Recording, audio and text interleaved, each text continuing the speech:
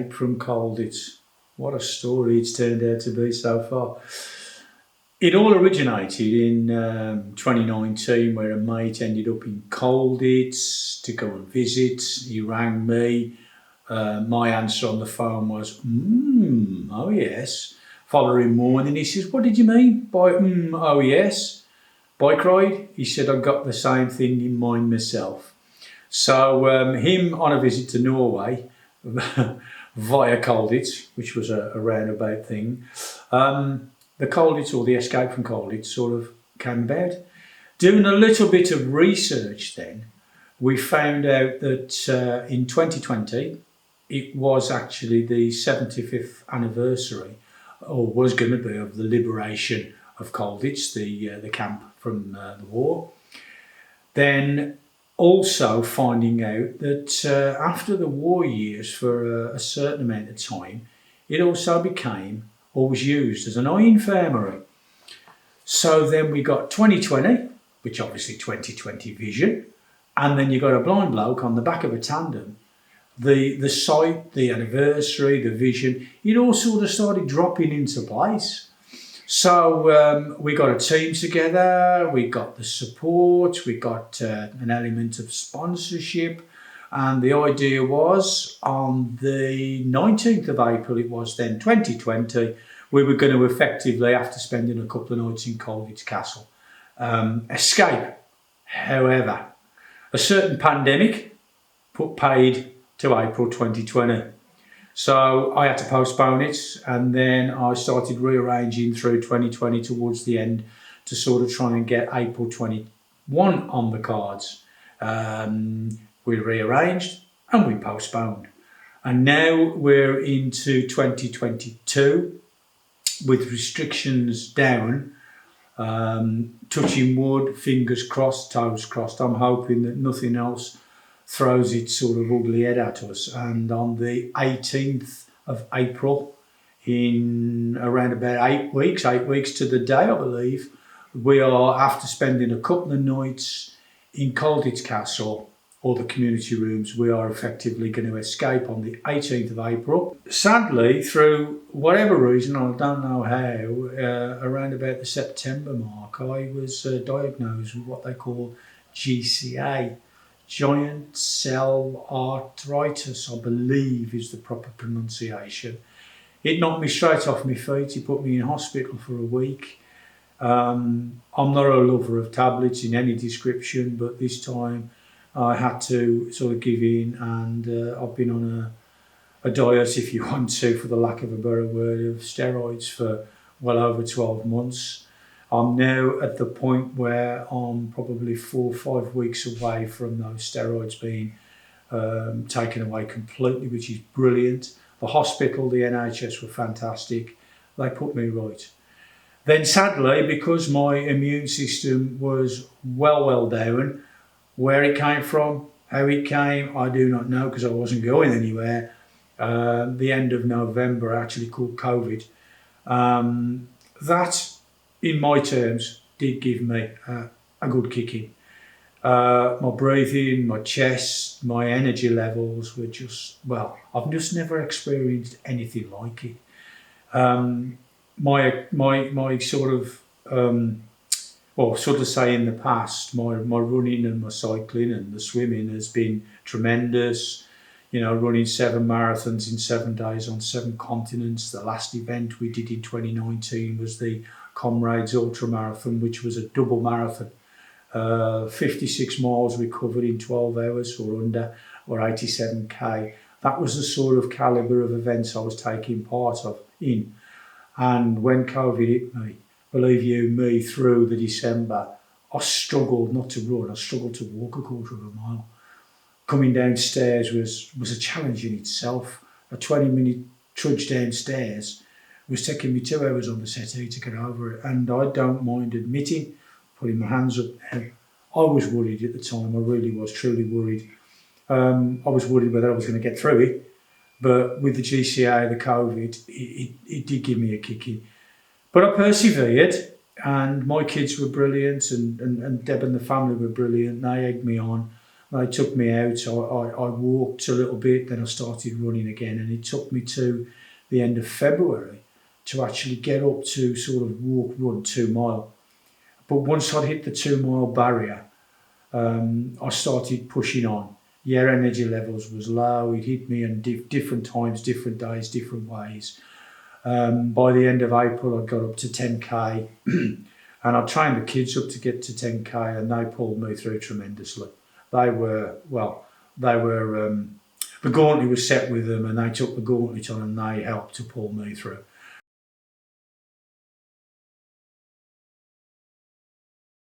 Escape from Colditz was eventually on after the third time lucky, if you want to. We travelled out to Colditz on the 14th/15th of April, which was Good Friday. We arrived in Colditz, and it was a wonderful place. The lads and lassies there gave me quite an explanation once again on the castle, the youth hostel, and the town itself. We had a tour on the Saturday, which was arranged, and the history involved around the castle is just incredible. I mean, we all know of the Second World War prisoner of war castle, but the history that went before that and obviously come after it is just incredible.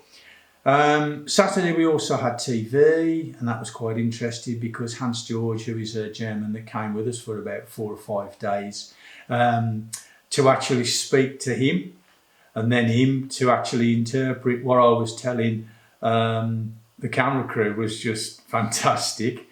We had the mayor of Colditz turn up, Robert. He was a lovely man. And then we had a German newspaper turn up, which again was fabulous. We sat there 2 hours. I spoke to Hans. Hans spoke to the journalist, and I hadn't got a clue what was being said, so I could have been told X, Y, and Z, and I'd never known any difference. But quite an experience. After the Sunday, we had a little ride round. The roads were fantastic, 20-mile ride just to check on the bikes, the legs, see whether we were all ready. And then on Monday the 18th at 8 o'clock, with a lovely send-off from the Mayor of Colditz, we hit the roads of Germany to begin with, in fact, the old East Germany.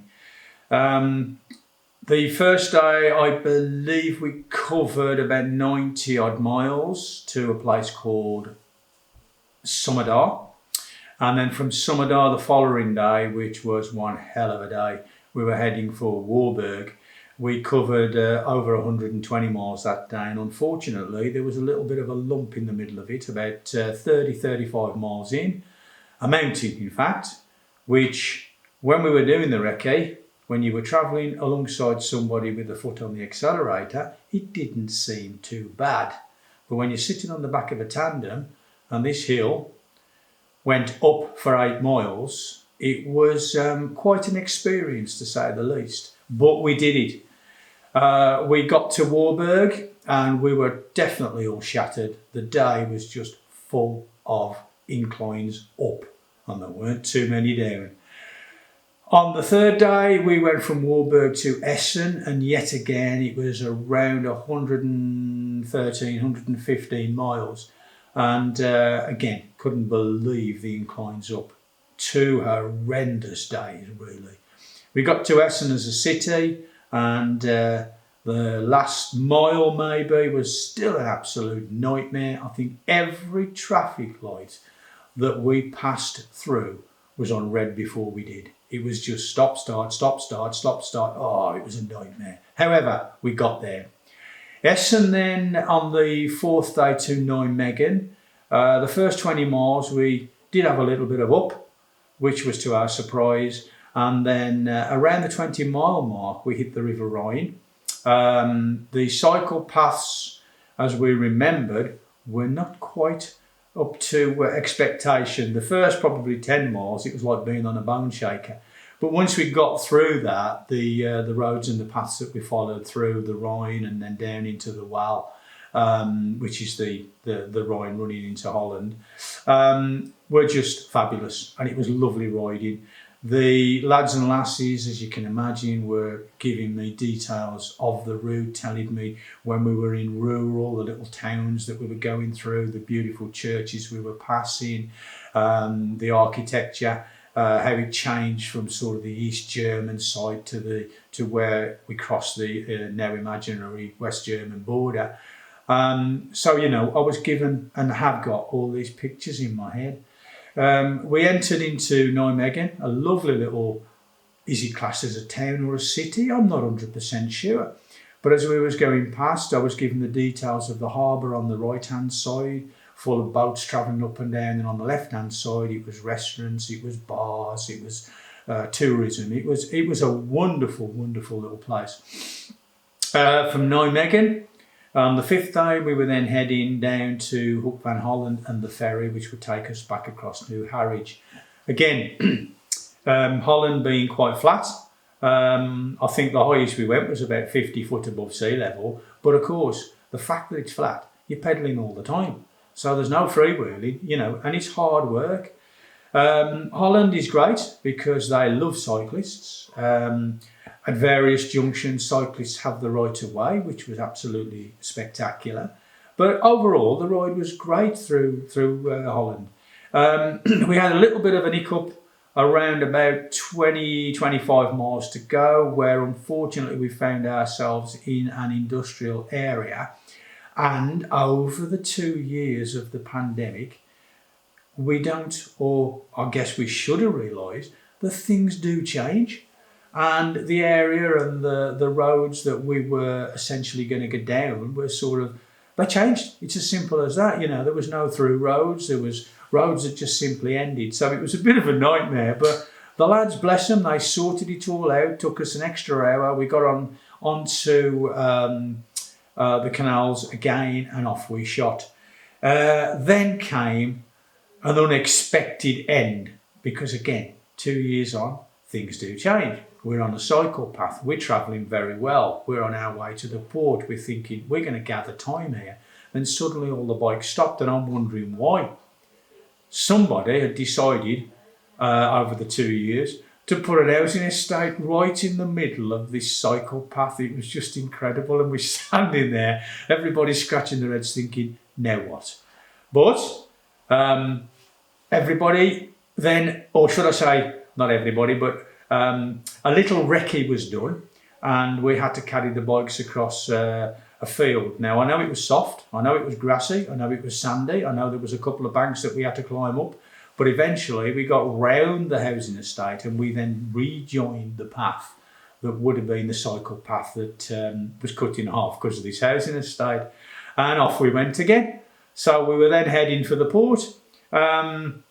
The lads were then exclaiming, we can see the boats, we can see the ferries, and I'm thinking, hooray, Henry. Fifth day, around about 86, 90 miles, I think we covered that day, and it was great. The support vehicle was there, we all got changed, we had a meal in one of the local pubs, and that was absolutely incredible because I was sitting there having a meal, and over the announcement in this particular pub, I heard something like in Dutch charity, foundation, Blind Dave. And I'm thinking, hang on a minute, somebody's mentioning us. Next thing we know, there was euros coming from everywhere. And the locals appreciated what we were doing and the donations came in. So we walked out of the pub with, I don't know how much money, but it all went to the foundation, obviously. It was great. We got onto the ferry on the Friday evening. On the Saturday morning around 6:30, we disembarked. We met up on a designated area and we were all ready to go. We kicked off from Harwich. Again, a bit of a day. Back in the UK, the roads were not as good as we would have liked them to be. But the route from Harwich to Corby was around 120 miles. There was a lot of up, a lot of inclines, which we thought, here we go again. But we managed it, and we had a lovely night, and the last night where we gathered thoughts, gathered ourselves together, because the following morning, which was the 7th day, we were going to ride from Corby firstly through to Meriden, where we're going to meet hopefully a select band of riders that was going to join us for the last 30 miles from Meriden back to the Hawthorns. The ride from Corby to Meriden, again, seemed a lot more up than down. The weather was with us. In fact, the weather had been with us through the whole 7 days. We'd had some wind, yes, but we can put up with that. The sun, in fact, most of us carried a sunburn, but the rain stayed away, which made the adventure even more so. We stopped off at Meriden and we gathered a few more riders. Hi, I'm Lisa McNally. I'm Director of Public Health for Samwell, and I'm here today, glorious day, to support Blind Dave Healy, on the last leg of his escape from Colditz. We're here obviously to support the charity. We've raised an awful lot of money, well Dave has raised an awful lot of money, and it's just going to be marvellous to cycle to the Baggies and crown off what is yet another amazing achievement for an amazing guy. Hi, I'm Chris Brunt, ex-West Bromwich Albion football player, and I'm here today obviously to support Blind Dave in his last leg back from Colditz, supporting the West Brom Foundation. Deb was there with a car full of t-shirts for everybody to put on and don. Pertemps were absolutely over the moon, and we had a lovely picture of all of the riders, including ourselves. And around about the 1:30 mark, we set off on the 30-mile last leg, the last trek, the last bit, heading for the Hawthorns and the finish line. 25 riders in all. The 2 motorcyclists kept us in check, and all of the riders made it to our little stop-off point just before the Baggies. The people that had joined us then rode in, and it appears they gave us a little guard of honour as we rode in.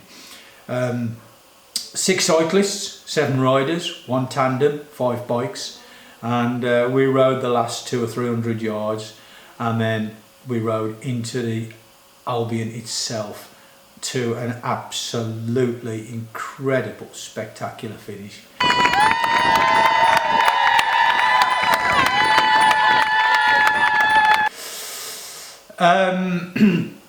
Quite a ride. 800 miles covered. There was a lot of pain. There was an awful lot of pleasure. There was a lot of banter. There was a lot of coming together. The team itself, from the motorcyclists to the support staff and to the cyclist, everybody gelled. The motorcyclists kept us rolling, the support staff kept us fed and watered and kept those bikes rolling. The whole team worked as one unit, and that is exactly what we wanted from this particular adventure. I do believe that the adventure was a success. We to date have raised an awful lot of money, and we are still gathering in. But on a personal note, the team again built, the team again blended. There's a lot of friendships been made, there was a lot of effort put in, but it just proved that a team working together can become successful. And as I say, when we crossed the finish line at West Bromwich Albion, it was just an incredible feeling. As I say, you forget the pain, you enjoy the banter, you enjoy the excitement, you enjoy the laughter, you enjoy our team, because it was a team for 10 days that came together as one. It was absolutely incredible. But at the end of the day, we were riding for and to support the Albion Foundation, who, I guess the only way to explain is they support blind football, wheelchair football, disability sports across the whole spectrum, underprivileged kids, special needs. And I think it's a charity now that is close to a lot of other people's hearts, especially the riders and the support team who were there to support them. So it was a well run, well worth, fantastic adventure. I could go on all day talking about it. It was just one of those things that happened, came together, ended, and it's been a total success. And I think that everybody on board truly enjoyed.